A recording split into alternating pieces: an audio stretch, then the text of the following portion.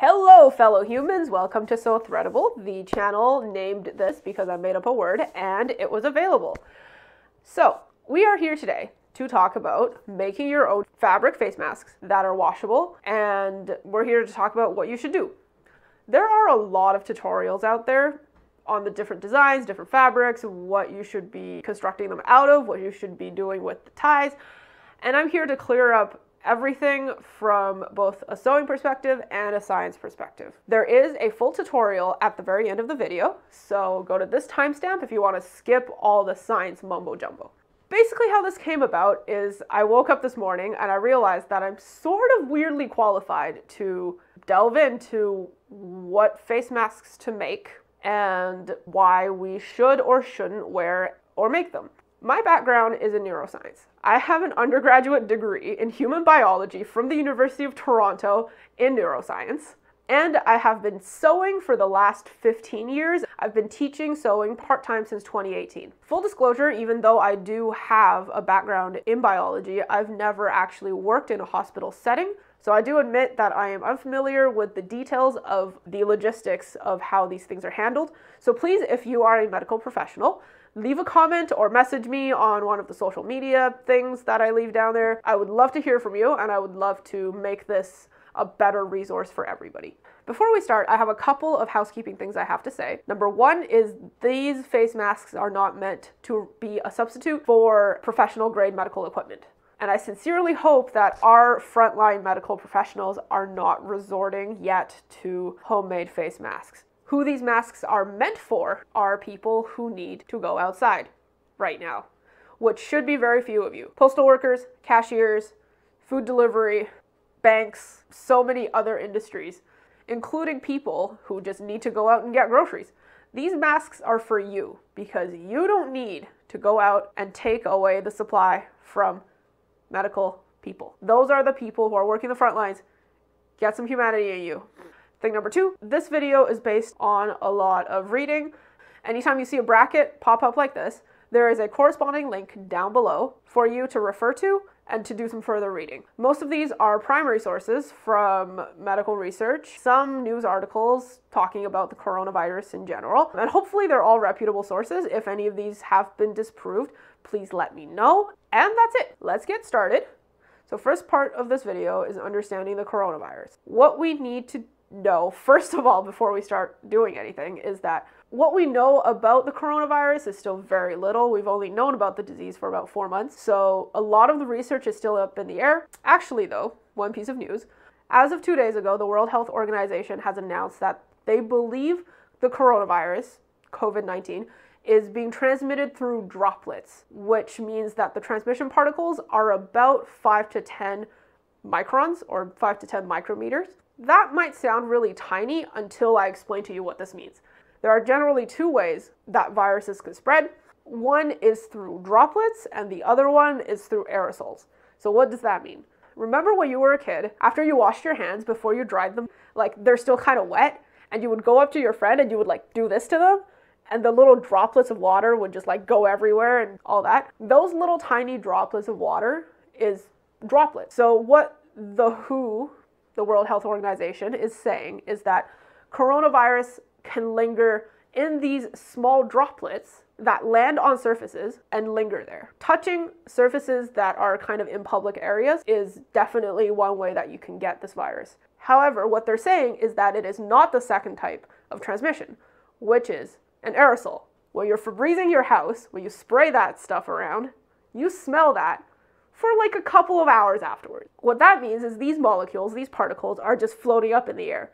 They're not trapped in water, so they don't land, and therefore they kind of get blown up anytime someone moves through or someone walks around. So what the World Health Organization is pretty sure it is not is that it does not linger in the air. And that is really good news because that changes the type of protective equipment we can use drastically. Which brings me to the second part.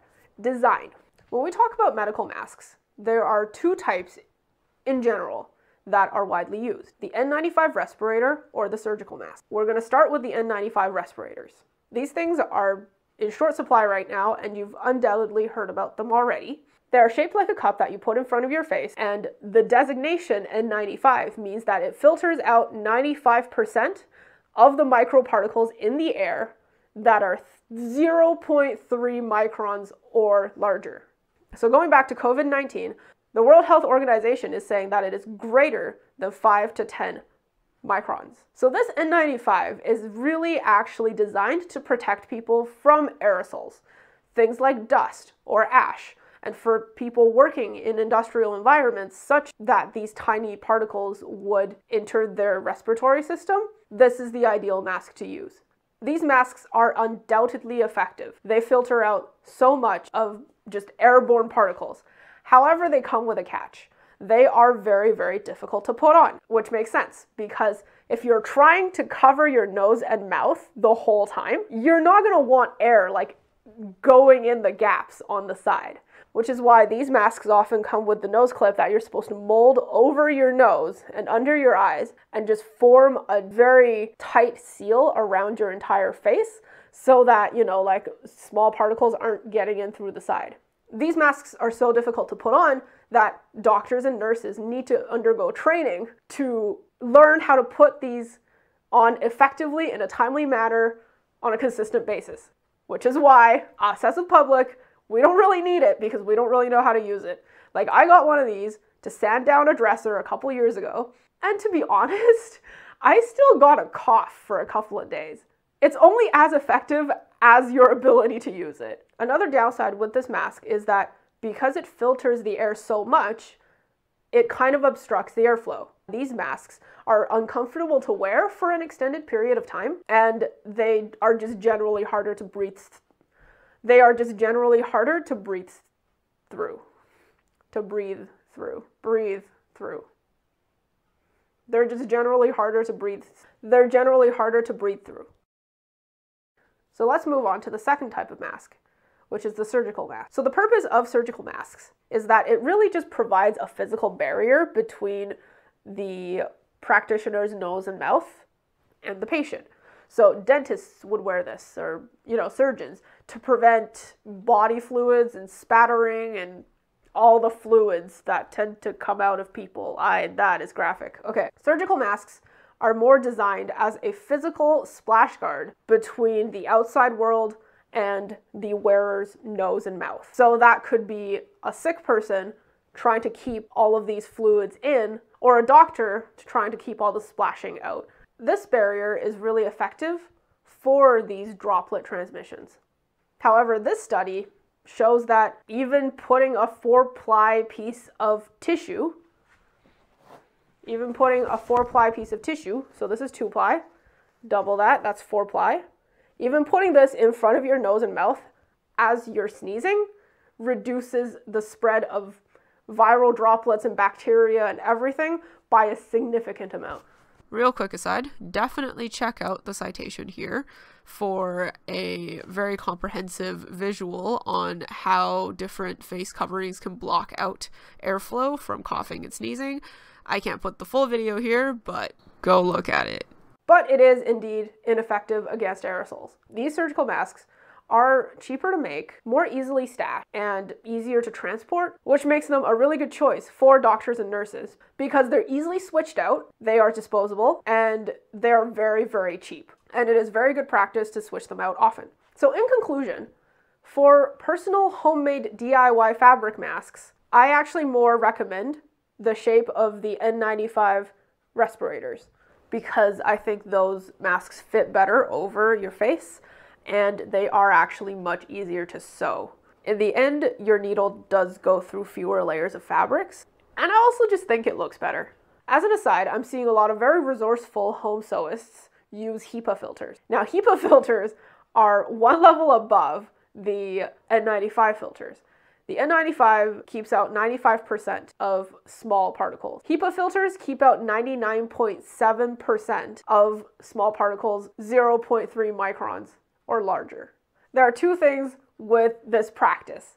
Number one is that yes, HEPA filters filter out small particles better than N95 masks. But the reason why that is not used in N95 masks is that they are incredibly difficult to breathe through.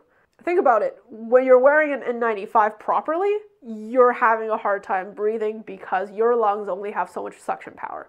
A HEPA filter is usually only used on equipment like a vacuum cleaner or something with a lot more suction power than the human lung. So when you are a doctor or a nurse going on a long shift, that filter is not going to be comfortable at all for you to wear, especially if it forms a tight seal around the rest of your face. Furthermore, I'm seeing a lot of people use these HEPA filters on masks they make that are like of a surgical mask design. It's the same reason why in the summer, to keep out bugs, you don't patch the screen on your window while leaving your front door wide open.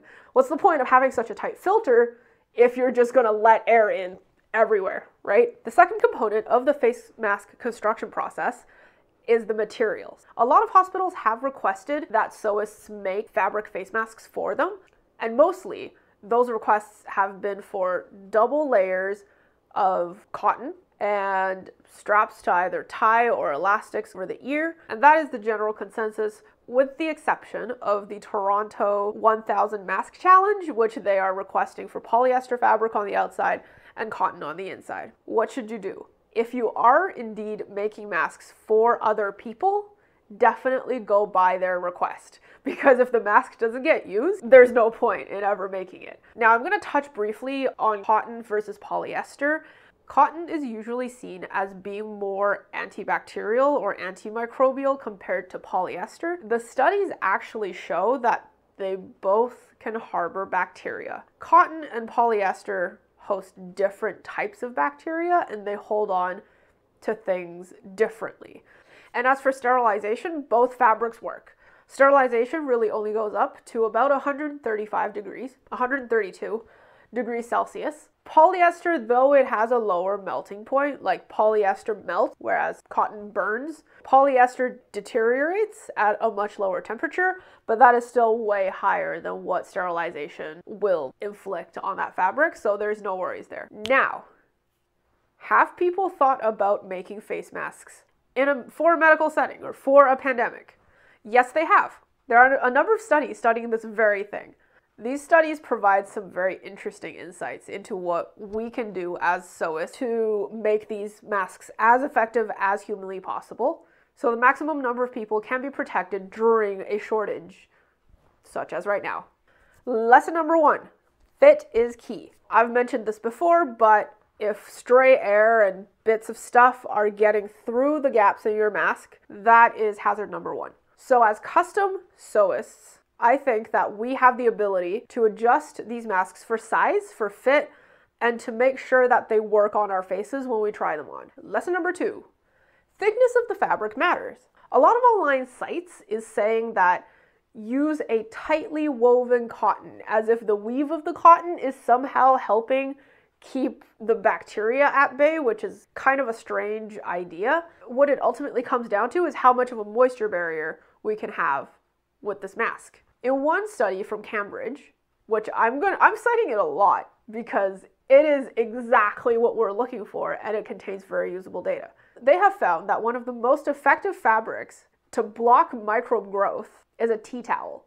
Now, tea towels come in a bunch of shapes and sizes and varieties, but we have this like London tea towel, which I kind of think is what they're talking about. And I'm going to hold it up here and you can see that it is kind of just a very thick weight. It would be about the thickness of a thin pair of jeans, but it is definitely thicker than your average quilting cotton and it feels a lot rougher. Part of the reason why it is effective is because of how much extra material there is and how much more of a barrier that would form. It's not a great study. It's not well funded, and literally they just had a material called scarf. And scarf isn't exactly a material, but the third point is the most important takeaway of all of these studies, and that is having a fabric barrier is better than nothing. And not just like a little bit better than nothing, it is a lot better than nothing. There are many factors to consider when it comes to communicable diseases. If everybody wore these masks, it is not just a matter of you protecting yourself from bacteria coming at you, but it also really covers up your own coughs and sneezes and talking. So by normalizing wearing these masks, especially during a time of pandemic, we make sure that the asymptomatic people are also covering their own mouths so that these bacteria don't get spread out into the air. Now to the thing we've all been waiting for. Given all this research, what should be my approach to a face mask? And actually, there is a tutorial out there that is pretty close to what I'm going to show you, and that is from Joanne. It's the Joanne's denim face mask tutorial. The one thing I think they did correctly is including a layer of polyester, non-woven, fusible interfacing. So this is the sample that I have made. This is a thick upholstery fabric. This is actually an IKEA fabric. It is 100% cotton, and on the back, it is 100% cotton, so that's a standard 2-layer cup-shaped mask for your face. What is interesting about the Joanne's design is that there is a layer of interfacing in it. It is slightly water repellent. What's interesting about that is when fluids go in or out, you have a slightly water repellent barrier, which prevents the fluids from mixing. If you're wearing one of these for a long time, it's going to get a little bit damp as the fabric absorbs the moisture around it. But having a polyester inner layer is going to prevent that extra layer of water repellent. Now, what I didn't include in here, which I will show you, if you are someone who's going to be out and about a lot, I'm going to show you a way of adding an extra pocket in here so that you can slide in a piece of tissue or something else that wicks away moisture, and making sure you have fresh ones on hand to switch out throughout the day. Let's get to the tutorial. Also, this looks like half a bra.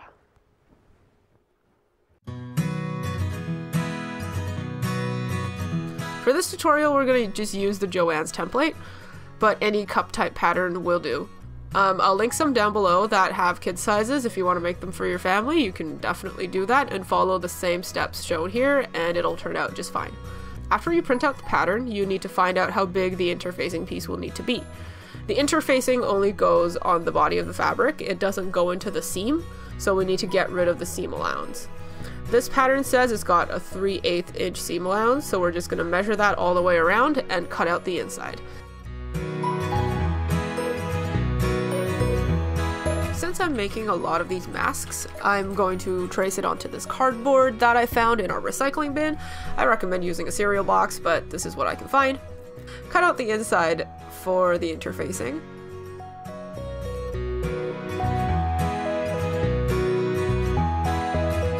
And I'm just going to tape that gap there.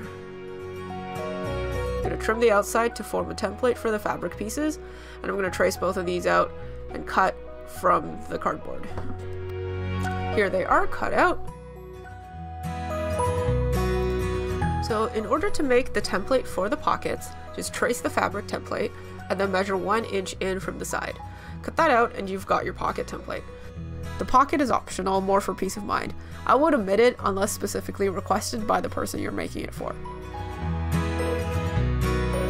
That gap there is the amount you'll have available after you make the mask to put in a filter or a tissue. Materials. For the facing, I'm using this 100% cotton IKEA upholstery fabric. The lining, which is the side touching your face, you just want a lightweight quilting cotton or whatever feels comfortable against your skin. Same with the pocket. Here, I'm using a medium weight fusible 100% polyester interfacing. To be honest, lightweight might work better, but I just bought a brand new bolt of medium weight interfacing and that's what I have. Because it's 100% polyester, the interfacing has a slight water repellency to it, which I appreciate. Making this for myself, I just feel a little better having a moisture barrier, but you can skip this if you want, or if your fabric is really thick, it might make it bulky and uncomfortable. The interfacing is also non-woven and resembles the material they make medical masks out of. Not the same thing, but we'll take what we can get. Remember to pre-wash your fabric and iron them. I keep this little origami bin made out of a flyer on my sewing desk for stray threads and little bits. Give this video a like and a comment if you want to see a quick tutorial. Trace your pattern out. Make sure the two pieces are mirror images of each other. You can fold the fabric and cut multiples at once. I'm just showing you one here. Fuse the interfacing onto the facing fabric and cut it out. Doesn't matter if you do it before or after the fabric is cut, and using the fabric template, cut out lining fabrics as well. Cut a pair of pockets too if you're using that. Cut some 7-inch elastics if you're using it for around the ear, or if you're using ties, 14 inches is the length per tie, per corner. Sew all the pieces right sides together along the curve. Use a small stitch length. On my machine it goes up to a 4, and I sewed this using about a 2.5. Clip the corners of the curve so it isn't bulky after you turn the whole thing right side out.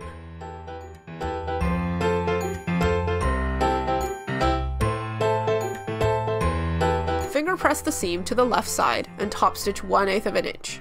This is for the curves on all 3 pieces, the facing, the lining, and the pocket.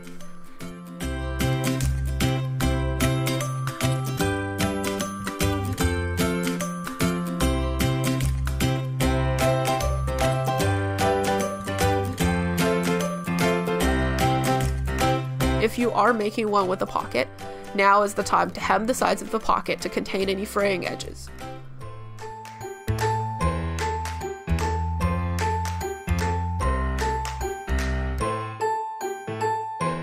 Now you should have 3 pieces that look like this. If you're not using the pocket, just put the facing and lining right sides together and skip to this time to continue. If you are adding a pocket, sew the pocket wrong side to right side of the lining first.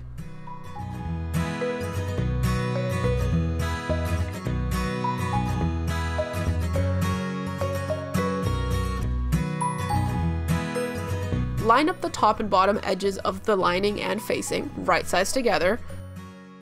Secure the top and bottom, then sandwich your elastic between the fabrics. Do this for both the left and the right side of the mask. Make sure the elastic isn't twisted.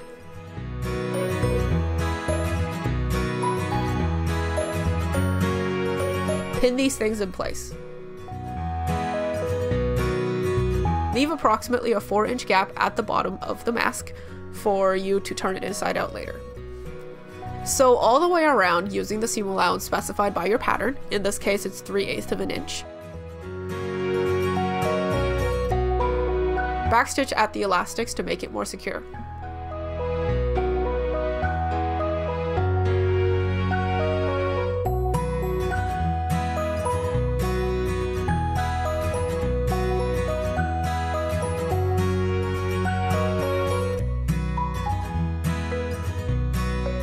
Clip the corners to make the corners less bulky when you turn everything inside out and for a sharper looking corner. Turn the whole thing right side out and poke the corners out with a chopstick or a semi-pointed object.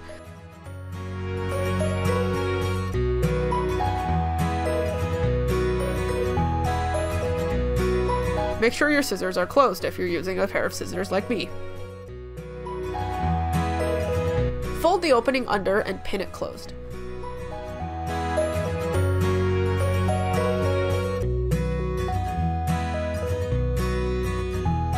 Also pin or clip around the bulkier parts of the mask, and now we're ready to top stitch. Oh, by the way, this back here I forgot to mention is my thread. I have serger cones for black and white threads. It just sits in a Tostito salsa jar. This is a trick I learned from with Wendy, so it's just not economically or environmentally viable for me to go through a roll of Gutermann's thread a week. So closely top stitch the mask all the way around using a 1/8 inch seam allowance.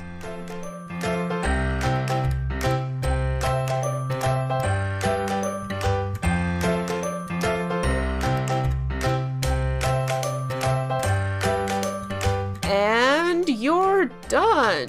Now I realize it may not be the fastest way to make masks for the public, but it is comfortable and easily adjusted for size for members of your family or for yourself. Thank you very much for watching, and I hope this video has helped clear up some questions about homemade face masks.